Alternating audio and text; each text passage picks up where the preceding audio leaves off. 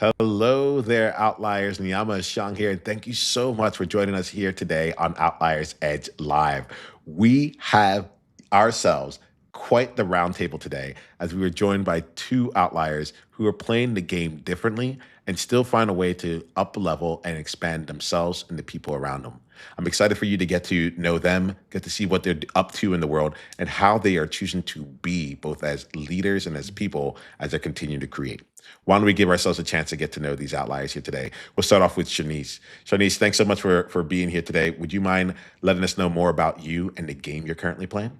Oh, yes. So I'm with Just One Academy. We're out of Prince George's County, Maryland. And the game that we are playing here is allowing students to run their schools. So we think it's hilarious, actually, when we go into classrooms and we're like, who's teaching here? We're like, I don't know, who's teaching? We're letting the students run the things because ultimately the control is in their hands and they have to take ownership of what they're doing, what they're learning, who they want to be. And it is really ruffling a lot of feathers because it's not organized. It's not the traditional way. So we're disrupting education, which is unheard of, and I love it. Well, I'm glad that you're here. I love the element where you said like it's not organized. I'm like, oh, at the same time, it feels like there's a totally different way of organization. It's just not what they're Yes. used to seeing. It Yes. reminds me of like the Little Giants movie where it's just like, no, there's something actually taking place here. You just may Oh not be able yeah. to know what's happening. Oh Awesome. yeah. Well, Shanice, I'm excited for that disruption, and we're excited to see how we choose to Mhm. play with it today in today's conversation. Randy, Yes. let's let outliers get a chance to get to know you. Do you mind sharing more about you and the game you're playing? Sure thing. And for starting, Shanice, I'm already inspired by you. So there's more to conversation there because, yeah, Thank youth you. development is sort of my big out of work trajectory. And so I love what you said. So my name is Randy Herbertson. I am a lifelong creative professional. I currently run the Visual Brand, which is a branding studio based in Westport, Connecticut, in a converted post office that you can see behind me. Uh, and the game I'm playing, certainly professionally, is a creative creation and creative development and inspiring creative people to be creative. The other thing I do, it's worth noting though, and I've done a lot of podcasts, is during COVID, I launched a blog called Moving Forward, which background is that is I'm a stoic, which means I'm a glass half full guy, and a stoic post on a social media account that blew up, and I turned it out into a blog. And it's gotten a lot of views Mm. over the years. It's got about 50 views since I launched it, but it is certainly something I still do every week, and I post it in lots of places, and it's cathartic and also hopefully helpful to others. Mm. Nice. Well, yeah, thank you for that, Randy. And like one of the things I love about that is like the organic nature of it, right? It feels like you wrote it to share it, and Hmm. then you continue to lean into it. It's wild to me because you talked about like during the pandemic, and I'll look down. I'm like, that's about like 6 years ago, almost like to the day when everything like really started taking place. So like somehow 6 years has gone by, and from Hmm. hearing here, like that's what 50 weeks in a year. That's 300 posts right there, that have kept on going. And so, outliers. Two things with this here as we get into this conversation. One, recognize that time be timing. And so for yourself here, like 100%. we might start here on day one, and next you know 6 years have gone by, and we've now done once a week, and it's 300 elements in there, Yep. or like the classrooms have continued to expand, or whatever it is that's your thing. Awesome.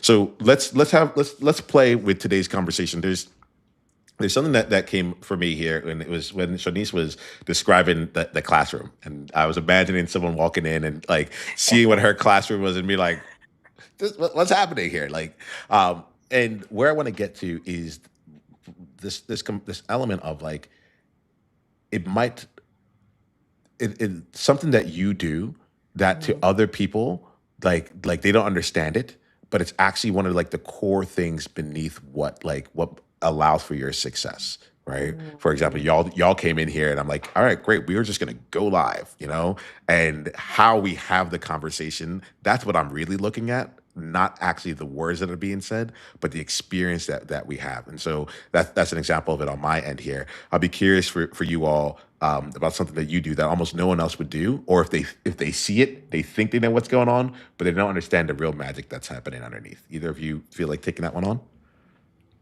Yeah, so I love it. So I was just sitting here, I'm brainstorming. I have a class that I need to teach tomorrow, with a bunch of high school kids, and they're like, "Oh, just be concerned when they get there." And I'm like, "Okay."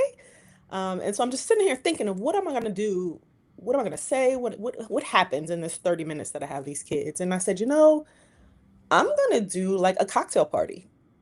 I'm gonna go in, I'm gonna do high tables for them. I'm gonna set it up nice. I'm gonna get serving trays and nice juices, and I'm just gonna host them because I'm in their house and I don't know what else to do. So at the very least, I want to shock them and just show them some sort of appreciation, because I've heard my kids come in and say they've gone all day and no one has ever said good morning, have a good weekend, have a good day, how are you?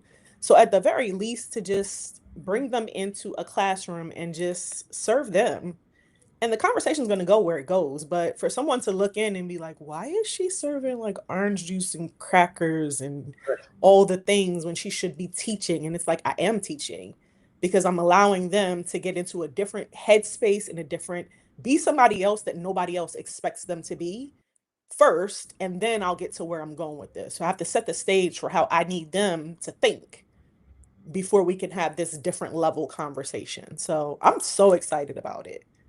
I'm so, so So excited. I would build on that, Sharneise, because one of the things I would tell you that I think that accomplishes, and that it happens certainly even with me, with my team, is get them to actually interact, not just Hmm. to be someone who's getting information reflected against them, against oftentimes with a young person a hard shell, right? It's bouncing off of them versus being engaged in relation, let alone showing a Yeah. little bit of gratitude, right? I think Hmm. that's really critical. One of the things that I do a lot, and one of my favorite things I do with my team, is I do what's called a design crit when we're working on a bigger project. And I will tell Love you, that. it's not a very profitable thing for me to do because I put too many people on a project. But the point of it is creating action, and they cross it. They basically cross critique each other's work. Hmm. And what turns out is people love it. It's very old school. We literally put it on a wall. We do it looking at screens. And the whole point is just to create that conversation. So rather than just getting a Hmm. one-way feedback from me or from a client, they're interacting together in a design language that they all share. And it creates better, to your point, better learning, because it's not Yeah. one-way learning, it's interactive learning, and it's a two-way learning. I love that. I had to do that in college. So my first love is architecture. And we had to do the exact same thing. When we did a presentation, we had to throw it up, and there was a bunch of judges who just sat there. And what that taught me is you got to be ready because you never know what they're going to Right. ask you, and you need to know it from the heart because there's never a script. You're never going to remember what you wrote. You did it for this reason and the answer for this reason. So it's just that confidence, I guess, that you have to just pull Yep. from somewhere, which I'm also doing with this strategy because I don't know how you teach confidence other than to actually make somebody do it and make them feel special enough for it to come out of somewhere. So I'm excited. We'll see what happens with it, but they're So gonna I hear my would tell you famous that line if they don't get it right. I'm gonna do that one better. word That's my is, famous line. I was going to say that one word you just said is the most important gift that someone can have, and that is Yes. confidence. Confidence, Yes. and to me, the second one is Huge. optimism, right? Or hope. Yeah, and if you don't have confidence or hope, then you're going to go nowhere, right? But Yeah. and look, at everybody has it somewhere inside of them. You just have to pull it out of them, make them feel safe to demonstrate it, Hmm. and feel secure to use it. Hmm. There's Yeah. something that's coming to me as you're saying this here when I think about confidence in particular. And one of my coaches, he'll say, confidence is the result, not the prerequisite. What comes Mm. first is courage, right? It's the experience of it. And so, like, what like this is one of the things with Shanice when you're talking about like setting up that room. You're like, I don't know how to teach confidence. I'm like, I think people think that you can, but You it can't. feels like it's an Right. experienced. It It is. comes from Right. experience, and sometimes we got to work together. And someone's like a manager or someone's like, here goes the training. Well, that's them trying to share an experience, but it's not, it's different until you actually get into it. And so Hmm.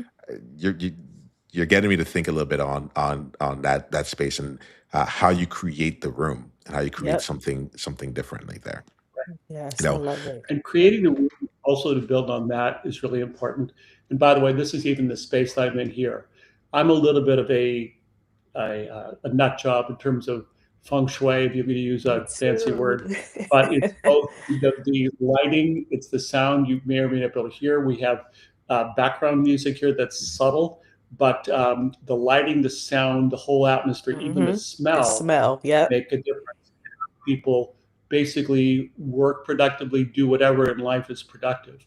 I'm also big, the funny here, not in my office, but the main floor of community. And so people being near each other without hard walls in between has always served me well, because even if they have their own space and their own whatever, there's a feeling of togetherness and a feeling of productivity that can sometimes be better than in an isolated space. Mm-hmm. So the other last thing I was going to say, adding in mind to what you said, I think I agree that courage comes first, but I think confidence is a grown and nurtured ability. So if you've shown courage and you've had then show end up with confidence, it will come back quicker the next time. Yeah.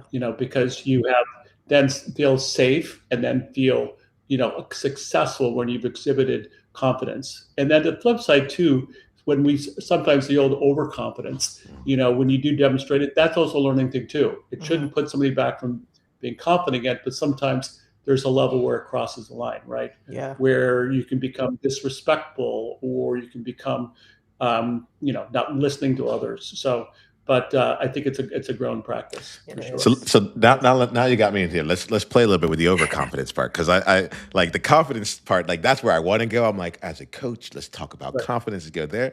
But now let's go with overconfidence. And I think that there's some element of this, especially as I think about outliers. Like we're different from the norm, right? And it's just in the name, right? It's like wherever the average is, we're doing something we're a little bit off of wherever the average is, right? Or maybe a lot of off from it. And so there's an element that comes in when I hear the overconfidence.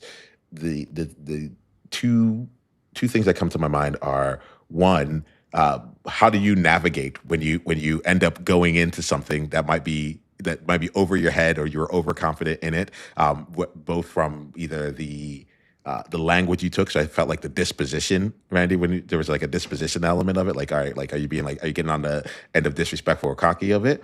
But on the other side of it, there's also the element of there were two ways I was going to look at it, but I think I started down the disposition side. So why don't we start off with that? I think about it from like the outlier standpoint, where it's like they know that they're doing something different. They can be confident in it. What happens if they walk over the line in terms of what the people around them are willing to take? And then the other side of it really just comes down to the component of, it's almost like, did I miss something major? Like, am I is this actually true, or am I being like overly optimistic? And my overconfidence is actually seated rooted in the wrong place. So I'd be curious to see like how y'all have navigated overconfidence, or how you navigated with your teams and such, and what comes up to you around that. Let me know if that question wasn't clear. Every time I talk, and I talk for a long time, I'm like, let me make sure I actually got the actual question out. I think I get it. What I would say, sorry, Sharneise, to jump in first, but You're um, fine. I think that I kind of go back to we learn from bad experiences as much as we learn from good experiences, right? And so, like I always tell people, a bad job you still learn things from. You still come out from it, not only what you don't want to do, but things that you want to do differently. So that's the same thing with overconfidence. Is this being self-reflective enough and be actually conscious of the moment when you have crossed the line to learn from it. And look, we all go in the situation. We had a conversation with somebody, and it could be anybody. It could be a boss, a client, a peer, whoever, and you know that it didn't go well, right? And then so the best thing to do is to reflect what didn't go well, and rather just beat yourself up about it. Sometimes is that I came on too strong, right? I didn't listen well enough. I showed some good things, but not some good things. So I think it's a lot of just truthfully, like, just again, you got to test the waters, right? How far should I go versus what's too far? I'll leave it at that, Charnice. Now your brilliance. So I'm thinking about it from the standpoint of when I've experienced one of my students or someone else who's been overconfident, and I'm just like, why? Why are we here? What point are we trying to prove, or what are we trying to mask, or like what is it? Because usually I find that there's nobody else in the room who's doing that. There's like a competition of self. Mm. And so it's like, what are you Right. really doing here? Did I miss something? Like, let's get to the root of where all of this is coming from, because the confidence level is great. Let's get it there, but there's a humility that comes with that too. Yeah. And then I have no problem letting people fall. I have no problem letting people fall, because if that's who you choose to be, then there's always a good and a consequence that comes with it. And I'm there to be like, okay, it's time to get up, but fall if that's where we're going to be. Because again, some of these lessons you can't teach. You can't say turn to page 6 and this is what we're going to learn. You have to fall flat on your face, which we've all have done, and then feel that bump on your nose and be like, oh, I didn't like that. And then we'll talk about, so the result of that was because you were being a butthole when you were supposed to just be, I'm sorry, I can't say it on the show, you were supposed to just be this, and you just took it way overboard. Yeah. So I'm good with letting people fall. Fall. Go ahead and fall. I'll dust you off after you learn your lesson, and we'll keep moving. But You said a really important no. nut there, and that is humility. I think humility is Yeah. a really great attribute, because there's a humility to feeling good about who you are and what you can do and what you've accomplished. And I think when we forget humility is where we can go over the line, right? Mhm. Because part of that is, it is, like I said, it's a gift, you know, it's a gift. Yeah. And so it's important to recognize that it's not something that, we just, and look, honestly, some of us just have it. It's like faith. Some people just have it or they don't, and Yeah. confidence to some level is the case, but it could also be grown and learned. So Yeah. I want to play a little bit here, and I'll take the yeah, I have a love hate relationship with humility right now, right? Mm. And the love hate relationship I have is like I'm a champion of outliers, right? And so the general sense for me is, okay, you're already doing things that are beyond what most people would expect, right? Um, and I often find that sometimes humility ends up being like a ceiling, right? And it ends up capping where we could go, because rather than continuing to give, or continuing to grow, or continue to up level, it's like, you know what? Let me actually just kind of keep this on the back burner. Let me hold back a bit here. And so this is not, I don't want to get into humility good, humility bad. That's not it. It just is, right? It's like, but I'm really curious about how you use it powerfully, not to both to continue to grow and still give room and space for other people, or still have room for you to keep learning. There's something in it where I feel that it's almost as though I talk to people, and humility can hold them back at a certain point, as opposed to continuing to let them continue to expand. And I'm really curious how y'all navigate that. So for me, the way that I look at it is, I see exactly what you're saying, because depending on how you've been brought up, depending on your level of risk, depending on all the things, you could see it that way. For me, it's more about mindfulness. Like, okay, so Mhm. be mindful that you did not do any of this by yourself, that you still have a responsibility to bring someone along with you, that, there's still more, that you haven't arrived, that there's still more to come, that you've come a long way, but you still have a long way to go. So it's that balance of understanding that you're not a bubble. You didn't accomplish this on your own merit, on your own strength, on your own anything, whether that's from whoever you pray to and whoever you believe, whether that's your family, your background, your community. You did not do this on your own. So settle down a little bit and understand where all of these blessings and this grace or this luck or whatever you believe in came from, because it wasn't something you just pulled out of your pocket on your own type of situation. So it's kind of like a mindfulness tick with me. I totally agree with you, Sharneise. And actually, I think that's sort of the key, is to think that we do anything all by ourselves, right? It comes from somewhere, and a lot of times it can come from others. Again, it can come from faith, it can come from many places. But the most important thing is to know that, and again, it's a little bit of gratitude too, is to be gratitude that, however it happens, and it's may even be luck, but it's not always pure luck, you know, but it's to recognize that you to feel gratitude, that that it is something that has happened, And importantly, like you said, it's not an end zone. Mm-hmm. It's a starting gate. Okay, so everything we accomplish is a starting gate to something else. That's not a pressure to over succeed. It basically means it opens a new door for new learning, for new opportunity, and for new experiences. And it just reminds people too that, it could all go away. Mm. Right. It just as quickly as something can come, it can absolutely go away. So be mindful and appreciative of it and humble in the fact that you reached this point, but don't let it get to that point now where you're like, "Ooh, I'm here. This is who I am. I'm arrived by myself." So, So I'm hearing, So, yes, sorry, please, that Randy, just go. reminded me of something really important. So I am like I say, I love to read. I read way too much digitally versus books these days. I know I love books.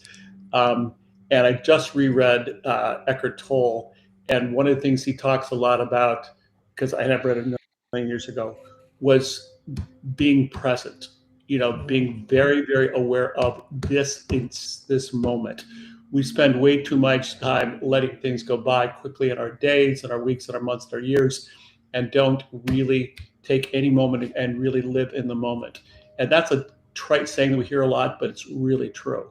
That you have to literally sometimes take a step back and go, wow, look where I am right this moment. And isn't that great? Alex, I'm going to invite you right now to bring your presence in, right? To take that moment right now and take just take an assessment of where you are. Just take a moment to breathe that in, as in my language here. Randy, Sharneise, like, this is part of the reason why I choose to hold this conversation in the way that I do. To Sharneise's, like, setting up tables, or you being like, come into the post office, like, this is like, it changes things. I don't give mhm, questions before we come here. I let you know the conversation is going to emerge. Why? Because it requires presence in that case. I'm not, I specifically outlined, you may not know this, but I specifically asked, I'm like, don't come in here to talk about your talking points. I usually say, if it can be Googleable, now I guess if ChatGPT would say it, like, we're Right. not interested in that, and the reason for that is because underneath all this, I want to have an experience of presence. I want to have an experience of, like, of us actually listening to one another and growing and being in conversation and seeing what new connections can be made as a result of it. So, Randy, when you bring in presence here, and since Sharnice, you opened the curtain on, like, hey, the experience itself is something important. I wanted to tie those two things together.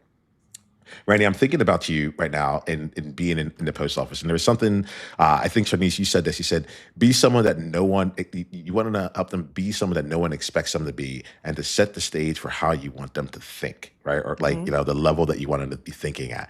And that really rang true for me, because I think that I spent a lot of times, I bring people together. I spend a lot of time thinking about, like, how are we creating the environment, or to get the person to show up at the level that we want to show up as. Mhm. Like, this thing, outliers, is a made up term, right? But just because I have outliers up front, people bring the more outliery version of themselves to the conversation, right? Mhm. If this was professionals edge, we might be seeing people do show up in a Yeah. very different way, right? Even though we're all really high professionals. So, I'm really curious, and Randy, I'm going to start with you here, because I'm curious about, like, the post office element. Like, here, how do y'all use your physical environments, or even if you're doing things virtually, how do you use the environment to set the tone of how you would love for people to show up, and experience you, or have an experience of you? So I'll give you one most immediate example. So again, I would say my team is, I do have a level of hybrid on my team where certain days some people are working remotely who live a little far away. But we have 3 days a week when everybody is here, and somebody's here. People are here all every day of the week. But on the days that we're all here, we meet in the morning together, all around one big table, all 15 of us. And yeah, we all try to do this room that's behind the wall there. We have a big studio back there, and we meet together. And it's actually something nobody ever grumbles about, but it's that physical presence. And what I've also learned is I don't just simply run through our task list. We have a conversation, and I ask each Mhm. person, so what do you have going on today, and who needs to help? I love it. That's the conversation. What do you have going on, and who needs to help? And that starts a conversation with everybody. And we had that, not only people remembering more, because I was finding before when I was just listing things for them to do that they kind of half listened and whatever, moved on. But back to that interactive learning, Sharneise, we talked about, when it's a conversation, people not only leave with saying, I really have an idea of what I'm about to do today, but I don't Mm-hmm. know who I'm going to interact with. And Mm-hmm. doing that in person really, really, really makes a difference. Mm-hmm. I love it. It's that voice. Gotta use your voice. I remember just speaking off of what you said, I'll make anywhere classroom. I remember last summer I had my kids in an elevator and we were doing class in an elevator and they're like, why are we in here? And the whole point was I just need you to take up space. Right. So I had like 15 kids in an elevator and they were so uncomfortable and they hated it. And I'm like, but this is what it's about is that when this elevator opens, do you stand back? Do you scoot over? Do you get off? It's like, are you going to take up space or are you going to get off and just wait for the next one? And it turned out we ended up with like 30 kids in this elevator because I'm like, I just need you to be uncomfortable enough. It's only 5 floors. Be uncomfortable enough to know that right here in this elevator, you're going to take up space and don't apologize and don't get off and don't scoot around. Own it and be there. Somebody's going to move if they're not uncomfortable. Right. And they loved it. They were in there and they were talking. And I'm like, now I'm uncomfortable because I'm like smashed up against the wall. But I got my point across of be in this space and be big in this space. And nobody's paying attention to oh, you touch my shoulder, oh, or whatever, because we all belong here. So it was good. I'll use anything in any space for classroom. That's great. I loved it. It was fun. This makes me smile. A few things that come up here. One was an outliers. I want to get your thoughts here. Like put into the conversation here. Put into the chat. Like what are you getting from this? What are some questions that you have, or what are some ways that you look at humility, confidence, any of the things that we're Mhm. talking about right now? Like put that into our space. This is a conversation that we're all having. That's one of the lovely things about the roundtable. If you have something, you can be a part of it as well. And there's so there's things you're saying that it tickles me. Both of y'all have like, hey, I'll tell you what's really going on through my mind. I'm like, I call this outliers edge, but I have not gone on the edge enough yet. I need a voice. Like we could go further. I haven't put anyone in an elevator and see, but I like here, Shanice. Like part of what I feel like you do is you help people grow as leaders and individuals, Mm, not just in the rote elements of it all. You create something else. mhm, Randy, when I hear you here, you're not just building a great execution team. You're building like an actual, not even just culture. You're building a unit where people know that they mhm, that they can bring the creativity, they can go for things, and they can be relied on, and they can yep. rely on other people. Like I love that question. What do you have going on today, and who needs the help? Like outliers, like please ask yourself that question right now. Yeah. Like, what do you have going on? Actually, Randy, do you mind asking it? Because you're more practiced in it, so I don't like there may be a way that No, you might really, ask it that there's subtleties. what do you have going on today and who needs to help? But Nehemiah, what's the important thing you just sort of touched on is that in any, whether it's a classroom or whether it's a workplace, whatever, when you create this sense of belonging and part of a group, it's a strong bond. It also makes more because they're doing it Hmm. not just for their own success or for their client or whatever. They're doing it because they want to do it for everybody involved and they care about everybody that's involved. And the other part too, I would tell you is what happens when somebody leaves, and that happens, right? It doesn't break the group apart if it's a strong group. Okay, they embrace the person that leaves, and they stay strong together. And that is a really important element of building a really strong community. The other thing I did want to just in my head, I'm going to throw it out there because Sharneise made something that you said, something that I was told long ago, and I've even written a blog post about, is the most important thing you can do is learn how to learn. If you leave, Hmm. the only thing don't need to learn facts or statistics. You need to learn how to learn because learning is a lifetime thing. And I actually hire people specifically who are continuing to learn. So I don't want them saying, "Oh, I got Mm, this degree, I got this degree, and I did da, da, da, da, these certifications." I could care less. I've learned, I know doing this, but I'm still learning how to do this. I'm still learning this. I'm learning new, because it's not an end zone. It's not. Learning is a lifetime. And what you learn in school is how to learn, and not Mm-hmm. even period, but how you learn. Yeah. How do you learn best? Love it. As you're I talking, I'm just sitting here thinking, you are such a steward. And I feel like we're stewards together. yeah, Because I always look at things as what's the main event here? Are you the main event or are you the support? And it's always so shocking to people when it's like, I'm not the main event. And it's like, but you're the teacher, but I'm the furthest from the main event here. Like the main event is actually the goal that we're both trying to get to. So I'm not the main event, and actually you're not the main event either. It's what are we trying to accomplish here? Where am I trying to get you? What is it that you're trying to build? That's the main event.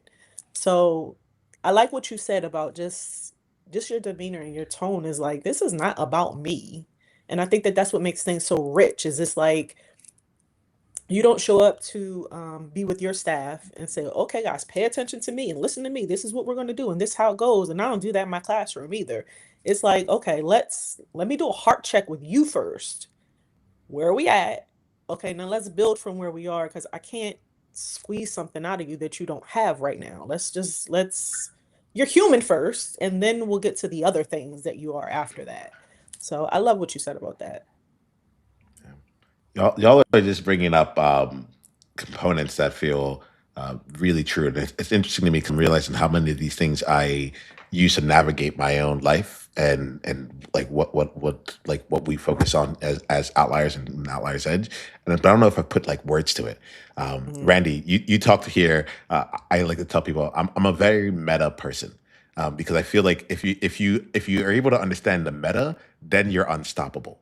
You know, mm, like so learning how to learn. I'm like, if that's like the number one, if you have that, you literally cannot be stopped because even if you don't know it now, if you've learned how to learn, like then you will be able to figure it out or figure out who to talk to or how to ask it or whatever it is. And at that point, the sky's the limit. At that mm, Right. point, there's no reason to be like, you can't be held down because even if it's not here right now, you can learn on it. And so I like my whole body comes alive with that because I'm like, that is probably the single biggest like opportunity for people, provided they actually act on what they learn. You know, there's a lot of like institutional knowledge that is Right. different than practical that's been practiced, but there's something that really is there. Randy, I feel like you want to say something on that, please. No, I'm reacting to what you're saying, um, Yeah. because I think it's really, really true. And by the way, you know, like you said, you feel it as much as that you acknowledge it rationally. You know, so that's Mhm. back to your emotional and your functional piece of your life mm, coming together. And we know that those are two intrinsically tied. You know, we have to be rational. We have things to accomplish and stuff like that. But emotionally, we're not in the right space to do it. It doesn't matter what we try to do. Okay. And that mm, gets back to everything that we're talking about. And by the way, you also can't let your emotions run rampant and let it, I've seen people, including my own children, like go down a spiral because they're going, oh, I'm helpless. I can't do it. So that's letting your emotions take over versus mm, saying, belly up here, realize you need and want to accomplish some things, but the productivity isn't the end zone. Okay. right. Because It's not the main productivity event. is not the main event. Exactly, Sharneise. Mm-hmm. The main event is being able to feel good about it and to accomplish things and know that it's an ongoing process. 100%. 100% agree with that. And the thing too, what you're saying about the learn to learn, teachers hate when I say it, but I'm like, you're not teaching these kids anything. Like as a teacher, you're teaching them where to find it, how to find it, and how to apply it in a real world. They Yeah, can Google or YouTube or anything quicker than you can ask the question. We're not teaching them really anything. We need to teach them where to find it and then how to use it the right way. that's right. But it they can find this stuff out any with chat gpt before we can even finish put the period at the sentence, but Right. they don't know how to if they don't know how to use it, then they're not even learning how to learn, you know what I mean, how to use the thing. So teaching them how to think, how to learn, how to apply it, where to apply it, when to apply it. That's to me where the teaching comes in. Because information is information. You can't do anything with it if you don't know how to use it. The other thing you said that was really So, important is uh, you you have to know how to ask it. mm-hmm. One of the things, just back to people saying, "Oh, you're great at Googling things." Well, the only reason you're good at Mm-hmm. Googling things before was because you know how to ask the right questions. Yep. So the same thing. By the way, I don't use ChatGPT because I think Sam Altman is a sociopath. Sorry, but I love Claude, Love and it. the Anthropic people are all ex OpenAI people that didn't like the ethics of OpenAI, and I love Claude. But it's like anything else. When you know how to ask the right questions, you get better output. It doesn't just happen Yep. because you said, "Hey, we turn it on." You ask a bad question, you get a bad answer, right? Yep. You have to ask a thoughtful, insightful question with a goal of what you're trying to accomplish, then you get a better answer. But honestly, AI is really reflective. It is even with agentic AI, it's still reflecting on things that existed or happened. If you don't know how to search for it or ask the right questions, you're not going to get the right answers. And then to come full circle with it again. Giving my kid, the biggest challenge that I have with my kids is giving them the confidence to even ask the question. I'm like, call me back. Why didn't you call me back? Because I was afraid of what? That I'd answer after I told you to call me Right. back. So it's just, you can't even get to it if you don't have the confidence to even ask the questions. And Yeah. I think that's a thing that's going around with young people right now. They will not ask questions about what they need, about when they don't know something. And I don't know if it's because they've been embarrassed or because they've been made feel ashamed of, or they just don't even know how to frame it. But I'm like, this whole thing, the no question is the only dumb question thing, they've never even heard of that before. Like, Right. it's like, I'm just not gonna say anything. I'm gonna wait and see if someone else just says it, or I'll just leave it alone. And I'm like, whoa, that's scary. You know, That's a Sharneise, you scary said thing. like it's happened with young people, but like I think this is just a people thing. We learn it young, we Yeah. learn it, and then it stays there. And so Yeah. like this is I'm really grateful. I'm getting goosebumps as I'm talking to you all, but I'm really grateful for this conversation because part of what we stand for here at Outliers Edge is to unlearn, right? We're Yeah. normalizing in this conversation, we're normalizing a different way of thinking than most Hmm. other people will approach it, right? And we're all just meeting each other in the last hour here, right? But like Mm. in this space here, we're going on being like, hey, by the way, like it can be this way. It can be this like oh, there's a tool, there's a skill set in learning Hmm. how to learn, learning how to ask, you Yeah. know, and there's something in here that changes it. But I think a lot of this to me is just like how do we keep the aperture open? How do we get to the place where people do recognize the resourcefulness that they have and the agency that they have, so that even if you're bringing everyone into the office, like, and you're having a team meeting, like it's everyone's at the round table and we're asking different questions in it. It's a different experience versus something that like might traditionally be done. Y'all get me really excited. Mm. We're coming up on the top of the hour, so we're going to start wrapping up Mhm. for today. I want to. I don't always do this, but I want to do it with you all because I feel like y'all have really done it. So we're going to end with three questions. We'll answer them each fairly quickly. The first one's going to be what I call an outsight. An outsight is something that you want to like a message that you want to leave with any outlier that is listening, right? So it's different than an insight. We'll get to that. An insight's what is something that you're getting from this, but an outside is what is something that you would love for an outlier to be able to take with them here. Why don't we start with you, Sharneise, and then we'll go to Randy. What's one thing that you want to share with outliers here? I like that. The thing that I would share is that confidence doesn't have to start out big. Confidence can start out small, but you got to do it. Confidence could be as big as, I have the confidence today to part my hair to the left instead of the right. It's a thing, it's a step. So practice it. It's a muscle that you have to build, and it goes so far if you would just try it. Mm. Thank you, Sharneise. Randy, how about you? What's an outside you got? I'm going to build on something I think we've all demonstrated today, and that's active listening. So I Mm, feel the three of us have been actively listening to each other. And so we've reacted not just to the whole narrative, to things that people have said, something I had to learn how to do because honestly, naturally, I'm not a good listener. and I've really, really worked on it. So I think active listening in any conversation will help you not only get more out of it, but help interact with people better. Nice, nice. Thank you for that. Outliers, as we go in here, we're going to share their outsides here, but we all know that you're going to have your own insights. So go ahead and put them into the conversation here, and we'll just kind of continue. And if you want to continue to have a space to have these conversations, we do that inside the Outliers Edge Guild. You can go to school.com/outlier to continue having the conversations and be in the practice of it. Well, that's where Outliers can go and meet here. Sharneise and Randy, I want to make sure that they know how they can go deeper into your world as well. So Randy, we'll start with you on this one here. How can any outlier go deeper down the journey with you? Well, one way is to look at my blog, which is mymovingforward.com.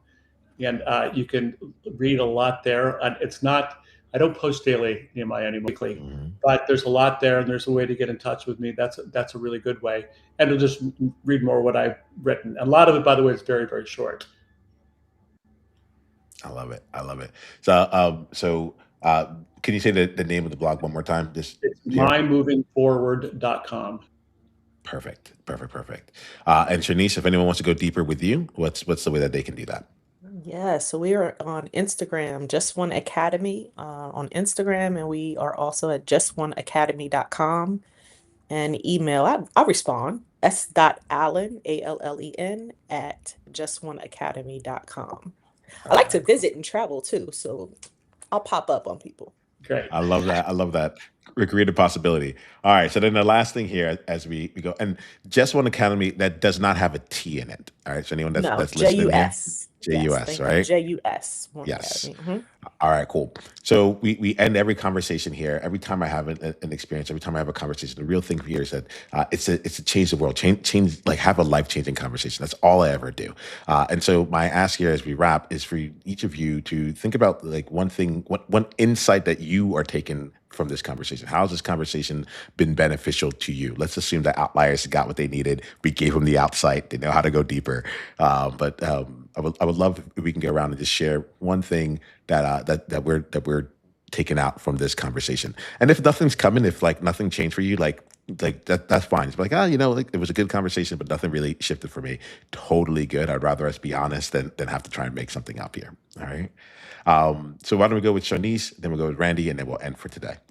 So love to learn and keep learning. I'm all about that. I love that. I think the older that you get, it gets intimidating because you think it has to be a big thing. Like I have to enroll in college again, but reading a book or just talking to somebody, a blog, a podcast, like you were saying, just learning something to keep it fresh because things are always changing. New things are always happening. Learn something every day. It's not that hard to do. I love that. I like it a lot. Lovely. And I'll just say on a broader level, it's that taking advantage, I'm a really busy guy, so we're all busy, but taking time out to have a meaningful conversation with people you're just meeting is incredibly valuable. And we all find opportunities to do that in our lives. And don't just say, I'm too busy, I don't have time, I don't want to, because we all get things out of it. Yes. 100%. Well, thank you all. Thank you all for saying yes to this year. Thank you for being for giving us such a rich experience here, and for sharing all of your experiences with all of us here. Outliers, this is how the game gets to be played, and I invite you to go and play your game as fully as you can today. Until the next time that we talk, be you on